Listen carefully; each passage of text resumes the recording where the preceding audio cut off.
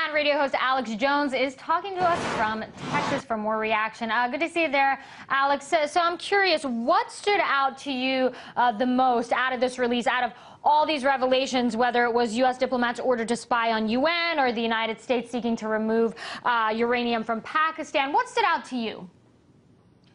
Well, overall, we know that some of the most propagandized and brainwashed people in the world are military officers of all major militaries, diplomatic corps. They are fed compartmentalized disinformation. So just like the American people were lied to about WMDs or nuclear weapons in Iraq that could destroy England in 45 minutes, I mean, that was being fed to people at the highest levels of the Pentagon. That was being fed by special intelligence groups, the Office of Special Plans within the Pentagon, to George Bush and to Dick Cheney back in 2001, 2002, 2003. And so out of these 250,000 documents, there are some gems in there, giving us an inside view into what's happening with the U.S. Superpower of this empire that's in decline. But overall, a lot of it is just an echo chamber of some of the same disinformation that we've seen over and over again. And as we have more time to analyze the 250,000 documents, we'll find out if this is a real leak or if this was packaged and given to WikiLeaks. I'm not saying WikiLeaks is bad, but they may have been fed this. The system has to put some real information in. Fed by who, Alex? Well, we're dealing with a global government that's run by the Fortune 100, and they use nations like pawns. And the United States has been used to empower this world government, this corporate government, to basically finance it and to be the military might of it. And now we're entering a new phase where the United States is going to be hung out to dry and blamed for the world financial meltdown instead of going after the 6 megabanks. And so I think within this, it signifies entering a new phase in this corporate world government. But what really stood out to me was things like what the Guardian's reporting on. Saudi Arabia urges U.S. attack on Iran to stop nuclear program. I mean, we've gotten hints of this, but now we see what a big driver Saudi Arabia is, not just Israel, in the push to attack Iran.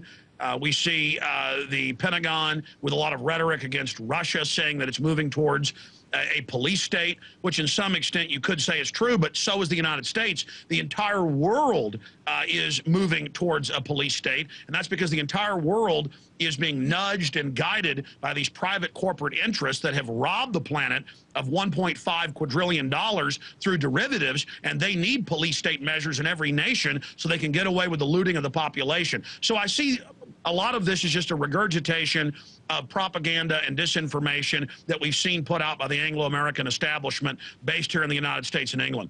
But can't the United States sort of bring this issue to light and say, look, we have been pressured by our Arab allies to take direct action against Iran, yet we're going the diplomatic route. You know, we're trying to go by sanctions. You know, we don't want to have a full-scale war with Iran. Can't the Obama administration say, we're doing what we promised to do, taking the diplomatic approach here?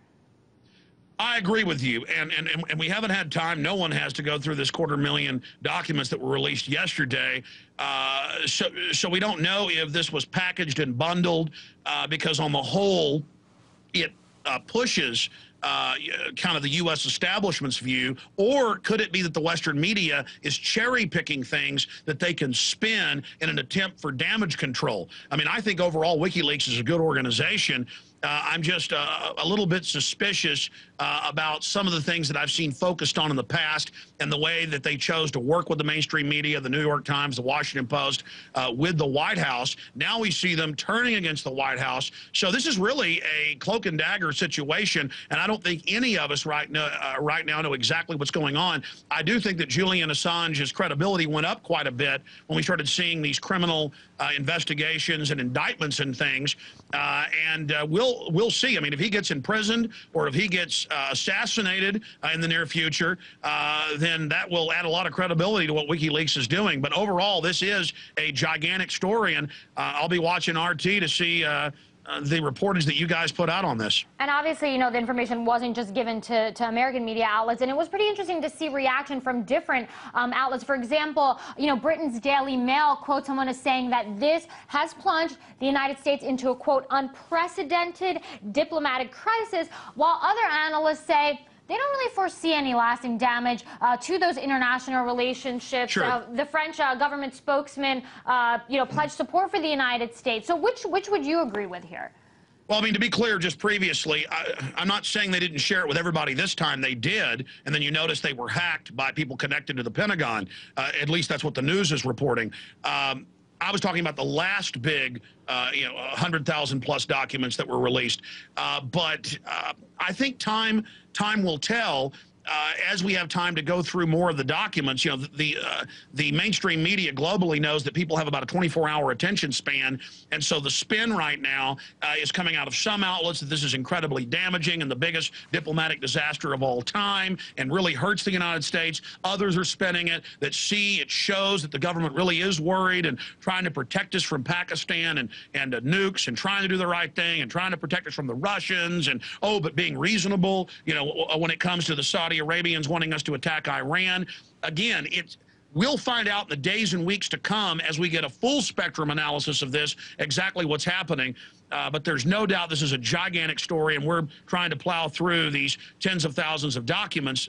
It is suspicious that the WikiLeaks site got brought down before some folks could download all the material, but the press has been reporting that quite a few outlets did get the entire data cache. But, I mean, a lot of this is already known, that there are spies from the U.S. government in friendly nations, that there are spies from the U.S. government all over the United Nations. Well, that's what every country does. Even the poorest country, has spies there in the UN, basically pushing their agenda. So I think more and more this is just reality coming out into the open, and it's more about the fact that the alternative media is so powerful now, and there's so many other alternative voices in mainstream international media that membrane between alternative media and mainstream media is becoming so thin that this information is starting to come out. So you're saying that some of the information here, not really a surprise at all. Radio host Alex Jones for The Alex Jones Show.